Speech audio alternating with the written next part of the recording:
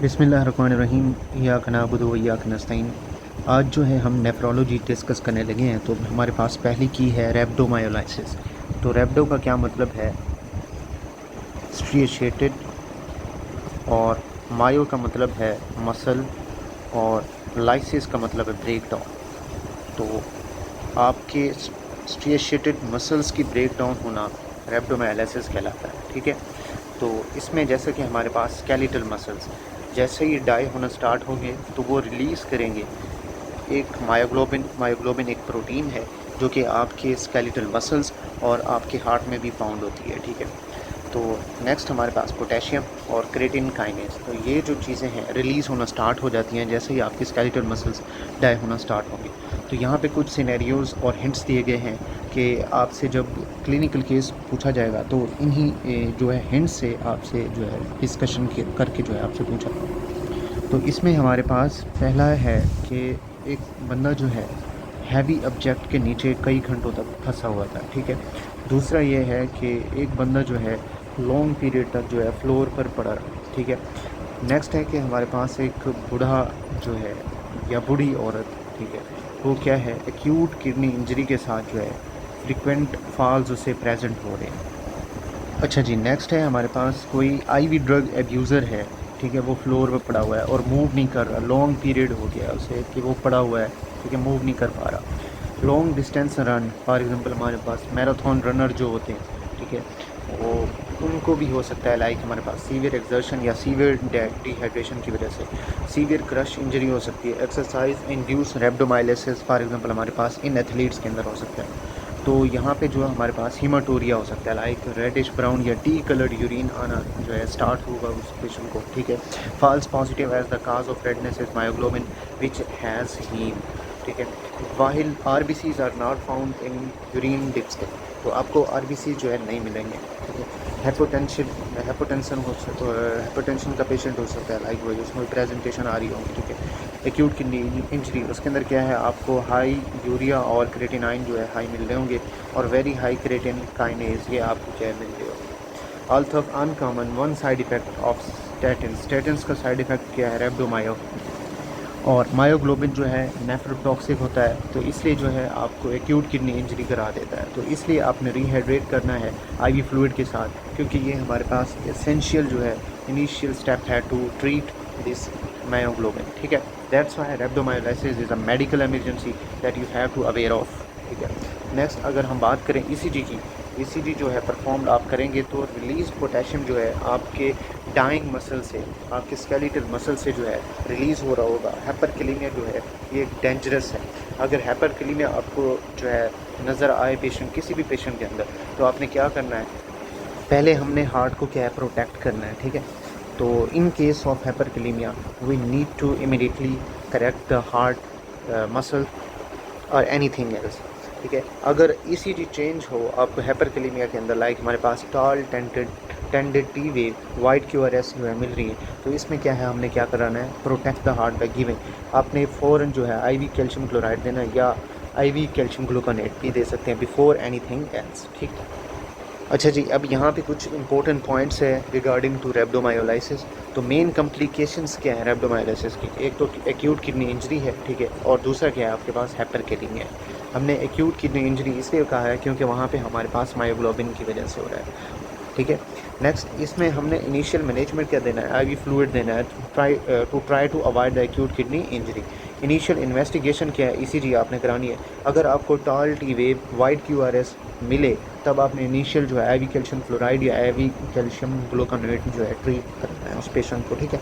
Best initial test क्या है specific for the rhabdomyolysis, इसमें आपने यूरिन एनालिसिस करानी है। उसके अंदर आपने जो है ग्रीन कलर देखना है लाइक हमारे पास रेडिश ब्राउन या टी कलर जो है ग्रीन हो सकता है। इसके अंदर क्या है आपको फॉल्सली पॉजिटिव हेमाटोरिया मिल रहा होगा। तो कंफर्म सीपी के लेवल लाइक हमारे पास क्रेटिन फास्फोकाइनेज, इसका क्या मतलब हुआ, ये आपको मसल नेक्रोसिस के बारे में जो है ये टेस्ट बताएगा।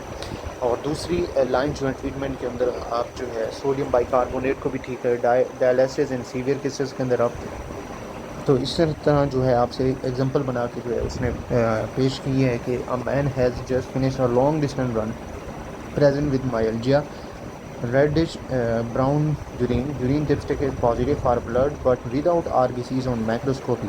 तो यहाँ पे जो है फीचर आपको वही मिल रहे हैं जो हम अभी ऊपर पढ़ के हैं, ठीक है। ECG जो है आपको टाल टी वेव्स, वाइडन QRS और स्मॉल पी वेव दिखा रही है। तो इसमें आपने नेक्स्ट इनिशियल स्टेप कौन सा देना है, आपने IV कैल्शियम क्लोराइड या IV ग्लूकोनेट जो है दे सकते हैं, ठीक है। It is obviously has rhabdomyol. तो इसमें बता रहा है कि ECG चेंजेस जैसे आपको सजेस्ट कर रही हैं हाइपरकैलेमिया के बारे में, तो हमने हार्ट को क्या प्रोटेक्ट करना है दूसरा कोई स्टेप लेने से, ठीक है। तो फर्स्ट थिंग्स फर्स्ट, ठीक है। Otherwise IV fluid is the initial step. Next है हमारे पास दूसरी एग्जांपल के 24 hour mountain climber was rescued after being trapped under a heavy rock for about 10 hours. He has dark urine with impaired creatinine and the urea. His systolic blood pressure is 100 mmHg and heart rate is 125 bpm। Most appropriate management क्या है, आपने IV normal saline देना है, ठीक है। Likely cause of his renal failure क्या है, myoglobin रीनोटॉक्सिक है, ठीक है। तो इसके अंदर मायोग्लोबिन के अंदर जो है आप का पेशेंट जो है लीड कर सकता है एक्यूट किडनी इंजरी के तरफ, ठीक है। He has rhabdomyolysis, skeletal muscle breakdown due to the crush injury or prolonged immobilized muscles. As the question did not mention ECG changes of the hyperkalemia else, so we don't need to give him or her to IV calcium chloride or IV calcium gluconate. So our best initial step is the IV fluid normal saline। तो यहाँ पे आपने एक चीज़ लाजमी याद रखनी है, myoglobin जो है नेफ्रोटॉक्सिक है, तो ठीक है, यहाँ तक आपने लाजमी याद रखना है, ठीक है। नेक्स्ट हमारे पास example number 3, 22-year-old non HIV positive male was found comatose on the floor by his friend. He was not seen for 2 days. On the emergency department, the patient is confused and disoriented. His labs reveals serum urea level of the 47 mmol. Normal is 2 to 7, and creatinine 1070. Normal is between 70 to 150.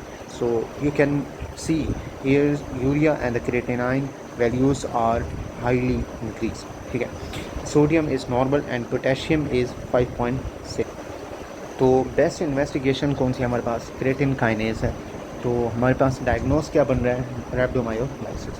Prolong immobilisation for example in coma, muscle ischaemia, release of myoglobin, creatine kinase, potassium and others, acute kidney injury as seen here. तो confirm क्या है, serum CPK, creatinine phosphokinase, ठीक है। Initial कौन सा आपका, creatine kinase. Note, अगर potassium आपको हाई मिले, एलिवेटेड मिले, तो ECG जो है आपको ऑप्शन में दिया गया हो तो उसको आपने क्या है पिक करना है, ठीक है। तो इनिशियल स्टेप आपकी ECG है, ठीक है।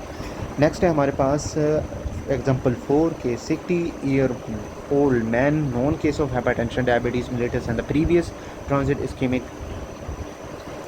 angina present, complain of 5 days of diffuse muscle pain and a weakness in his lower limbs. He is on Ramipril, Bisoprolol, aspirin, metformin and Semovestin. His urine shows myoglobin. His kidney functions tests are deteriorated. His serum creatinine kinase is 3000, normal 45 to 26। तो यहाँ पे हमने एक ऊपर जो है reason भी पढ़ी थी about regarding to the statin drugs. तो यहाँ पे स्टैटिन ड्रग की एक हिस्ट्री दी गई है, दूसरी आपको क्या है, सीरम क्रेटिनाइन काइनेज भी हाई लेवल जो है बताया गया। तो डायग्नोस हमारा क्या बन रहा है, रैप्डोमायोलाइसिस। मेडिकेशन जो है यही हमारे पास सिमवेस्टैटिन होगी। Although uncommon one of these side effect of the statin is rhabdomyolysis. Last example है example number 5, a man had a wardrobe over him for a long unknown period. He was taken to emergency room. He is confused, disoriented. What is the appropriate investigation? So we will do the creatine kinase। Next है हमारे पास के number 2, good pasture syndrome. तो ये जो है आपको acute rapidly progressive glomerulonephritis plus pulmonary alveolar haemorrhage के साथ जो है ये गुड पास्चर सिंड्रोम मिलना है। एक्सप्रेस्ड कैसे होना है, इसमें प्रेजेंटेशन कैसे देनी है आपको, हेमाटोरिया बताएगा कि किडनी इन्वॉल्व है, इसमें हेमेप्टोसिस बताएगी कि लंग इन्वॉल्व है, कि जब वो कफ करता है, ठीक है, तो उसके कफ की वजह से जो है उसको क्या है, ब्लडी जो है कफ। और नेक्स्ट हमारे पास इम्पेयर्ड किडनी फंक्शन टेस्ट से जो है मिल रहे होंगे। तो अप्रोप्रिएट इनिशियल इन्वेस्टिगेशन क्या है, anti globular basement membrane antibody, important है ये, आपने लास्ट में याद रखना है, anti GBM antibodies in case of the good pastor syndrome. तो एक्यूरेट इन्वेस्टिगेशन क्या है, लंग और किडनी बायोप्सी, उसमें आपको क्या है क्रिसेंट्रिक जो है आपको क्या है ग्लोमेरुलोनेफ्राइटिस मिलेगी। जब आप चेस्ट एक्सरे कराएंगे तो आपको पैची इंटरस्टिशियल इन्फिल्ट्रेशन मिलेंगी इंट्रापल्मोनरी ब्लीडिंग पे। तो यहाँ पे कुछ इंपॉर्टेंट नोट्स हैं, तो ये आपने स्क्रीनशॉट इनका ले लेना है या आपने लिख लेना है, ठीक है। तो इस तरह जो है आपको एक खूबसूरत जो है क्लिनिकल केस कोई भी बना के दे देगा ना, तब आप जो है ऐसे फिंगर टिप पे आप उसे बता देंगे कि भाई ये इसका ये डायग्नोस है, ठीक है। तो गुड पास्चर सिंड्रोम के अंदर आपको क्या चीज़ें मिल रही होती हैं, आपकी लंग इन्वॉल्वमेंट भी हो रही थी और किडनी इन्वॉल्वमेंट भी हो रही होती है, ठीक है। तो हेमेप्टोसिस भी हो सकती है, हेमेटोरिया भी हो सकता है, एबनॉर्मल यूरिया और क्रेटिनाइन आपको मिल रही होगी। तो यहाँ पे आपने टेस्ट कौन सा कराना है, anti glomerular basement membrane antibody, anti GBM, ठीक है। तो ये आप जो है करा रहे होते हैं। नेक्स्ट है अल्पर्ट सिंड्रोम, एक्स लिंक्ड है ये, ठीक है। इसके अंदर क्या है, आपको GPS लाइक हमारे पास गुड पास्चर सिंड्रोम के साथ जो आपके मिल रही थी presentation, haemoptysis, haematuria and plus can not see, plus can not hear. तो यहाँ पे क्या है, एक निमोनिक बनाया हुआ है कि patient can not pee, can not see, can not hear. तो अल्पर्ट सिंड्रोम को आप इस तरह से जो है याद कर सकते हैं। नेक्स्ट है हमारे पास अल्फ़ा एंटीट्रिप्सिन डेफिशिएंसी, इंपॉर्टेंट है, ठीक है। इसमें क्या है, हेमेप्टोसिस प्लस जॉन्डिस लीवर जो है इसकी वजह से आपको मिल रही है। नेक्स्ट है चर्च स्ट्रेस, जिसे आप इसेनोफिलिक ग्रेनुलोमेटोसिस विद द पोलीएंजाइटिस भी बोलते हैं। तो इसमें आपको प्रेजेंटेशन एस्थमा, इसेनोफिलिया और दूसरे आर्गन्स इन्वॉल्व होते हुए मिलेंगे। टेस्ट कौन सा है, P का है, इंपॉर्टेंट है ये भी, ठीक है। वैगनर्स ग्रेनुलोमेटोसिस के अंदर क्या है, अपर रेस्पिरेटरी प्रॉब्लम हो सकती है, उसमें कोई इन्फेक्शन हो सकता है, कोई इन्फ्लेमेशन हो सकती है, लाइक हमारे पास sinusitis, nasal septum perforation, epistaxis हो सकती है। तो इसमें आपका टेस्ट जो है CM का। अच्छा जी, नेक्स्ट है हमारे पास ग्रेनुलोमेटोसिस विद पोलीएंजाइटिस, इसमें आपको हेमेटोरिया मिल रहा है, ठीक है। हेमोलाइटिक यूरेमिक सिंड्रोम, इसके अंदर ब्लडी डायरिया मिल रहा होगा, ठीक है। और हेमेटोरिया AKI, ये जो है आपको कुछ प्रेजेंटेशन मिल रही होगी, ठीक है। नेक्स्ट है हमारे पास की number 3, careful the sentence itching after hot shower does not always mean polycythaemia rubra virus. तो आपने इस बात का ख्याल रखना है। और itching worse after hot bath plus pale skin और पेरिफेरल एडिमा प्लस आपको हाइपर पिगमेंटेशन मिल रही है, लेथार्जी, टायर्डनेस मिल रहा है। तो ये हमारे पास किस चीज़ की प्रेजेंटेशन है, क्रोनिक रेनल फेलियर की क्या है ये प्रेजेंटेशन है। तो इसमें जो इसकी रीज़न्स हैं, इचिंग क्यों हो रही है, आपका जो सीरम यूरिया है ना वो इंक्रीज़ है, जिससे यूरीमिया हुआ, ठीक है। यूरीमिया जो है आपको लेट स्टेज रेनल फेलियर के अंदर जो है मिल रही होती है, लाइक हमारे पास एक एग्जांपल है यूरीमिया की, ठीक है। और पेल और टायर्डनेस आपको क्यों मिल रही है, इसमें क्या है, आपका जो एरिथ्रोपोइटिन है वो आपको डिक्रीज़ मिल रहा है, इसलिए जो है एनीमिया की प्रेजेंटेशन आपको दे रहा है। पेरिफेरल एडिमा और हाइपर पिगमेंटेशन जो है ये भी आपको क्या क्रोनिक किडनी डिजीज़ के अंदर मिल रही होती है। नेक्स्ट है हमारे पास note that in liver failure ascites, jaundice and bleeding. Next है कि itching worse after hot bath, इसके अंदर क्या है, red skin, flush, plethora due to the increase haemoglobin, splenomegaly plus burning sensation in fingers and toes, gout and high haemoglobin. तो इसमें हमारे पास क्या अब जो है केस बन रहा है, पॉलीसाइथीमिया रूब्रा वायरस बन रहा है। तो ये भी आपने ख्याल रखना है कि अगर आपको वोर्स आफ्टर हॉट बाथ जो है बता रहा है तो सिर्फ हमारे पास पॉलीसाइथीमिया रूब्रा वगैरह की निशानी नहीं है, तो इसके साथ और भी डिजीज़ हो सकती है CKD की तरह, ठीक है। Itching worse after hot bath, linear tracks on the skin, burrows, तो ये हमारे पास किसकी निशानी है, स्कैबीज़ की है, ठीक है। तो हमारे पास पॉलीसाइथीमिया रूब्रा वगैरह रेड, और लीवर फेलियर जो है येलो जॉन्डिस, और जो हमारे पास क्रोनिक रेनल फेलियर है इसके अंदर आपको पेल ये जो है निशानियाँ मिल रही होंगी, ठीक है। की नंबर 4 है hyponatraemia, can occur after inappropriate IV fluid therapy, ठीक है। तो सच एस हमारे पास using 5% dextrose, this is called iatrogenic cause. तो ये हमारे पास वन ऑफ द हेपेनेट्रीमिया की क्या रीज़न है कि आपने क्या है उस पेशेंट को क्या है IV फ्लूइड प्रॉपरली दिया ही नहीं, उसकी वजह से जो है आपको हेपेनेट्रीमिया उस पेशेंट में सीन आ रहा है, ठीक है। In sepsis the allowed HIV fluid is either Ringer lactate और normal saline, these won't cause dilutional hyponatraemia. Hyponatraemia जो है आपको इनएडिक्वेट IV फ्लूइड ट्रीटमेंट के बाद मिलेगा, लाइक हमारे पास ये डाइल्यूशनल हो सकता है, ठीक है। फॉर एग्जांपल हमारे पास a patient with abdominal sepsis, for example biliary sepsis, was treated with IV antibiotic and IV fluids. Later on, he was found to be hyponatremic, 127 mol per liter with a normal potassium and the normal kidney function test, यूरियन creatinine. तो problem यहाँ पे हमें नहीं मिल रही। तो इसका मतलब क्या हुआ कि इस पेशेंट को जो है आपने IV फ्लूइड जो है ठीक से नहीं दिए, तो आपने कम IV फ्लूइड को रखा है, तो इसलिए जो है ये प्रेजेंटेशन उस पेशेंट को या फिर इसकी रीज़न ये भी हो सकती है कि वो हमारे पास आइट्रोजेनिक होगा, अननोन रीज़न होगा, ठीक है। और एक चीज़ आप वैसे आपको एक शीट दी जाती है हमारे पास लाइक वैल्यूज़ की, ठीक है। तो सोडियम की सीरम वैल्यू आपने याद रखनी है 135 से 145, ठीक है, ये आपने लाजमी याद रखना है, ठीक है।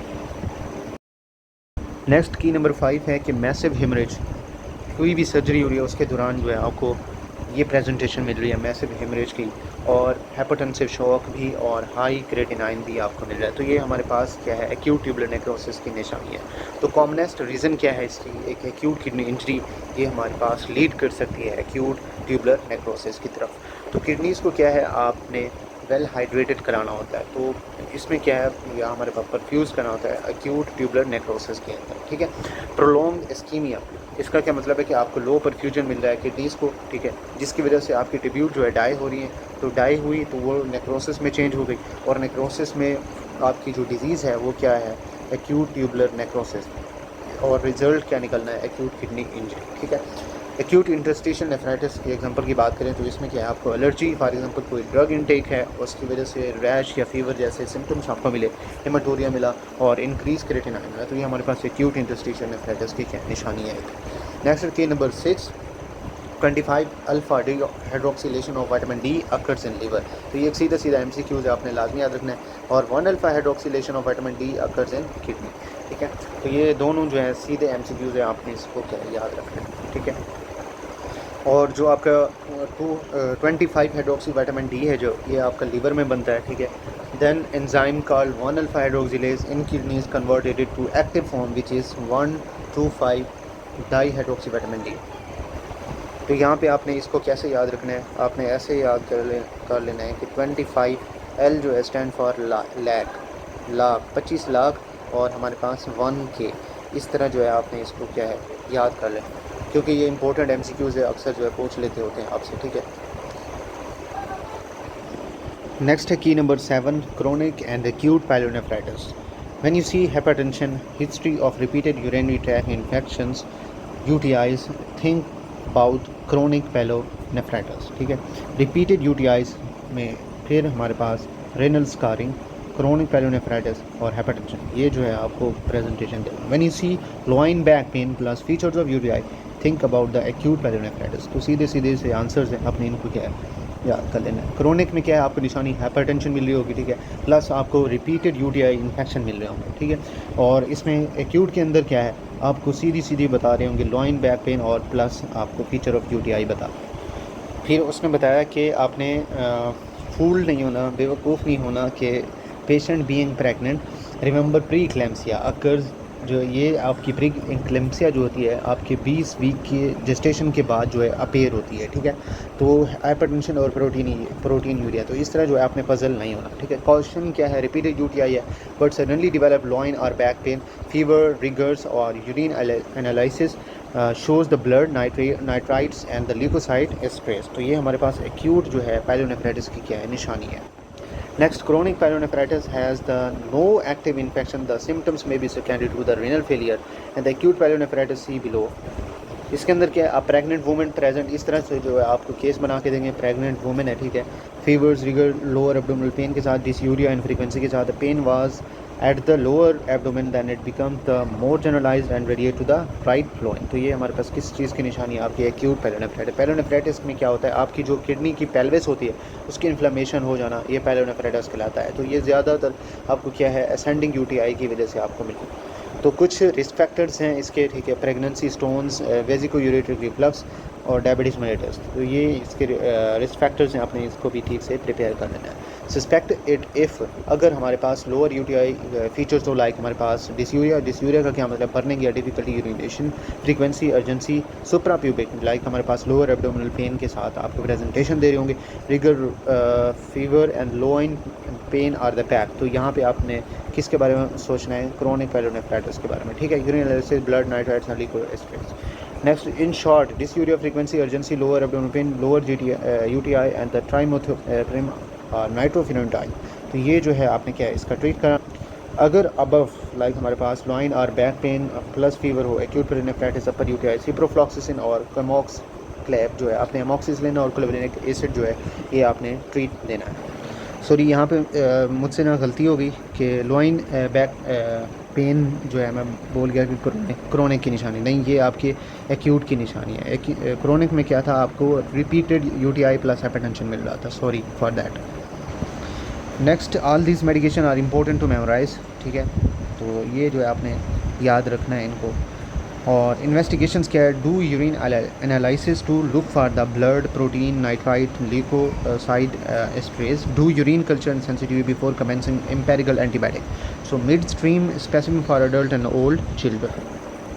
तो बाज़ औक़ात जो है यंग चिल्ड्रन के अंदर जो आपको क्लीन कैच या वेयर कैथीटर या हमारे पास वेयर सुप्राप्यूबिक एस्पायरेशन बता रहे थे, ठीक है। इंपॉर्टेंट क्या है, एक्यूट पायलोनेफ्राइटिस के अंदर के एक दफ़ा जो है यूरिन सैंपल लिया आपने कल्चर और सेंसिटिविटी के लिए भेज दिया, ठीक है। तो इसमें क्या है, आपने इमीडिएटली जो है स्टार्ट एम्पेरिकल एंटीबायोटिक जो है कर देनी है। एम्पेरिकल एंटीबायोटिक जो है उनको चेंज भी कर सकते हैं जब आपके कल्चर रिजल्ट्स आ जाएं, ठीक है। इंपॉर्टेंट क्या है इसमें कि आपका मोस्ट कॉमन कास्टिव ऑर्गेनिज्म कौन सा यूटीआई के एस्चेरिचिया कोलाई आपका ग्राम नेगेटिव ये क्लास में से है, ठीक है। ट्रीटमेंट क्या है, often requires admission, antibiotic lines जो है differ from hospital to another, like हमारे पास घर पे एक पेशेंट है और दूसरा हॉस्पिटल में है, तो यहाँ पे आप जो है ट्रीटमेंट जो है चेंज कर रहे होते हैं, ठीक है। तो यहाँ पे जो एक टेबल बनाया गया है कि नॉन प्रेग्नेंट वुमेन है और मेन है, या हमारे पास पेशेंट विद इंडवेलिंग कैथीटर के साथ, तो इसमें डिफरेंटली जो है हमारे पास ट्रीटमेंट दिए गए हैं। तो इन केसेस के अंदर क्या है, आपने सिप्रोफ्लॉक्सिसिन 500 mg जो है 2 टाइम्स अ डे जो है आपने 7 दिन के लिए जो है उस पेशेंट को दे देनी है सिप्रोफ्लॉक्सिसिन, ठीक है। फिर हमारे पास कम्बिनेशन आपने देना है अमोक्सिसिलिन और क्लोवेनिक एसिड का, जिसमें आप जो mg 625 रखेंगे, और इसमें क्या है 3 टाइम जो है पर डे आपने देना है 14 दिनों तक, ठीक है। तो ये जो है निमोनिक आपने याद कर लेने हैं, ठीक है। इसका मतलब होता है ट्विस अ डे और टीआईडी का मतलब है 3 टाइम्स अ डे। अच्छा जी, यहाँ पे हमारे पास नॉन प्रेग्नेंट वुमेन, मेन और पेशेंट विद इंडवेलिंग कैथीटर, इसकी हो गया ट्रीटमेंट की बात, ठीक है। अब हम चिल्ड्रन की बात करें तो इसमें क्या है, आप फर्स्ट लाइन जो है कम्बिनेशन दे रहे होंगे, ठीक है। सेकंड लाइन में क्या है, सिपेक्सिमाइन, ये हमारे पास सिप्रोफ्लॉक्सिसिन क्लास में से है, ठीक है। तो ये जो है आप दे रहे होंगे इस पेशेंट को। फिर एक और है कि अगर प्रेग्नेंट वुमेन है तो who does not require admission, तो उसको आप क्या देंगे, सिफ्लेक्सिन देंगे। तो सिफ्लेक्सिन भी एक वन ऑफ सिफेलोस्पोरिन की क्लास में से है, ठीक है। तो यहाँ पे आपने 500 mg जो है ट्विस अ डे 10 से 14 दिन तक आपने देनी है। तो ये एक इंपॉर्टेंट है, आपने लाजमी इसको याद रखना है। अगर पेशेंट एडमिटेड है, ये जो एंटीबायोटिक्स हैं आप इंट्रावेनसली दे सकते हैं। In short, acute pyelonephritis, urine analysis, urine culture, तब आपने क्या है स्टार्ट एंटीबायोटिक्स करा देनी है। अगर लोअर यूटीआई है तो आपने क्या है ट्राइमिथोप्रिम और नाइट्रोफिरेंटाइन देंगे। अब अगर हमारे पास अपर यूटीआई तो तब आपने सिप्रोफ्लॉक्सिसिन और कम्बिनेशन जो है हमने अमोक्सिसिलिन और क्लोवेनिक जो है इनका बना के दे देना है। अगर प्रेग्नेंट है तब आपने सिफ्लेक्सिन जो है ये ट्रीट कराना है इस पेशेंट को, ठीक है। तो यहाँ पे एक क्विक इन्फो दी गई है कि स्मॉल किडनीज और हाइपरटेंशन है, तो आपने क्या है बायलैटरल रेनल आर्टरी स्टेनोसिस या हमारे पास क्रोनिक पायलोनेफ्राइटिस के बारे में थिंक करना है, ठीक है। एसी इनहिबिटर्स जो है कंट्राइंडिकेटेड होते हैं आपके बायलैटरल रेनल आर्टरी स्टेनोसिस के अंदर। तो बाद में जो है हम वेस्कुलर वाला चैप्टर करेंगे तो उसमें जो है हम इसको डिटेल से देखें। नेक्स्ट है हमारे पास की number 8, it is sometimes normal to find mild protein urine dipstick traces up to +1 and especially in those who regularly exercise such as a gym attendance. If no symptoms and they are healthy regardless of the mild protein urea, repeat the test, ठीक है। तो इसका मतलब है कि test में थोड़ी सी गड़बड़ है तो आपने उस टेस्ट को दोबारा से करा लेना है, ठीक है। इफ़ अगर हाई आपको मिले तब आपने क्या है 24 आवर यूरिन स्पेसिमेन टेस्ट या आपने प्रोटीन क्रिएटिनिन रेशियो चेक करनी है। Never refer a patient with isolated proteinuria to renal clinic. As a general practitioner, you need to investigate further. ठीक है, नेक्स्ट हमारे पास की number 9, nephrotic syndrome, most important topic है। ठीक है, ट्राइएड आपको बता रहे होंगे, प्रोटीन यूरिया आपको 24 घंटे जो है 24 घंटे में जो है आपको क्या है 3 ग्राम आपको प्रोटीन मिल रही होगी पेशाब के अंदर। ठीक है, हाइपो एल्बुमिनिया, इसके अंदर क्या आपके जो ब्लड के अंदर जो है एल्बुमिन वो आपको डिक्रीज मिल रही होगी लेस देन 30 ग्राम पर लीटर, और एडिमा आपको मिल रहा होगा। तो ये एक खूबसूरत सा ट्राइएड है नेफ्रोटिक सिंड्रोम का, तो ये आपने लाजमी इसको याद रखना है, MCQs लाजमी आता होता है।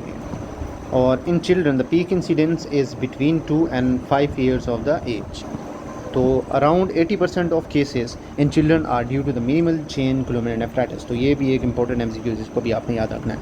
Note that microscopic haematuria can be seen in 10 to 13% in the minimal change disease. Minimal change disease almost always present as nephrotic syndrome. ठीक है, और अकाउंट इसका क्या है केसेस के अंदर आपको 75% चिल्ड्रंस के अंदर मिल रहा होगा, यानी कि मोस्ट कॉमन आपको चिल्ड्रन में, और जो है रेयरली आपको ऐसे समझे एडल्ट्स के अंदर मिल रहा होगा। ठीक है, condition generally carries a good prognosis with around 90% of the cases. इसका प्रोग्नोसिस जो है आपको गुड मिल रहा है, रिस्पॉन्ड कर जाते हैं आपका हाई डोज ओरल स्टेरॉइड्स के साथ। ठीक है, अदर फीचर्स इंक्लूड हाइपरलिपिडीमिया, आपको ब्लड के अंदर जो है लिपिड वो आपको हाईली मिल रहा है, इंक्रीज मिल रहा है। हाइपरकोएगुलेबल स्टेट, इसमें क्या है आपका जो एंटीथ्रोबिन 3 है उसका लॉस की वजह से आपको ये क्या है स्टेटमेंट मिल रही है। नेक्स्ट हमारे पास है कि liability to infection, for example हमारे पास इम्यूनोग्लोबिन जो है उनका लॉस हो रहा है जिसकी वजह से आपको इन्फेक्शन जो है होने के चांसेस है। फीचर्स क्या है, मिनिमल चेन ग्लोमेरुलोनेफ्राइटिस के, नेफ्रोटिक सिंड्रोम हो गया, नॉर्मोटेंशन हो गया, हाइपरटेंशन जो है ये एक रेयर है। ठीक है, सिलेक्टिव प्रोटीन यूरिया लाइक हमारे पास only intermediate size protein such as albumin and the transferrin can leak through the glomeruli. Renal biopsy में क्या आपको डेफिनेटिव डायग्नोस्टिक टेस्ट मिल रहा होता है। ठीक है, फिर हमारे पास इलेक्ट्रॉन माइक्रोस्कोपी जो है आपको फ्यूजन ऑफ पोडोसाइट्स बता रही होती है, दिखा रही होती है।